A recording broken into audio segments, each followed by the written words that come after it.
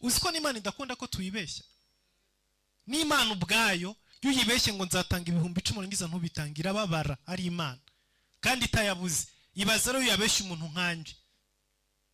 N'Imana ubwayo akubwira ati wimbeshya ngo uzatanga umushara w'ukwezi kwa mbere kandi uziko utazawutanga. Wimbeshya, wihiga uwo muhigo. Wisezeranya ko nubona akazi umushara wa mbere w'ukwezi uzawumpa. Hanyuma numara kubona ujya gukemura utwazo twawe uwunyime. Wimbeshya.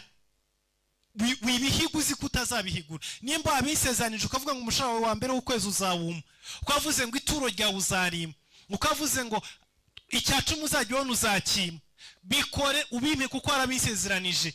Nimba uzi ko utazabimpa wibisezeranya. N'Imana ubwayo ibitubwira. Ibaze rero niba Imana irakara ubwayo ikababara. Noneho rero ibaze rero giwe wansezeranye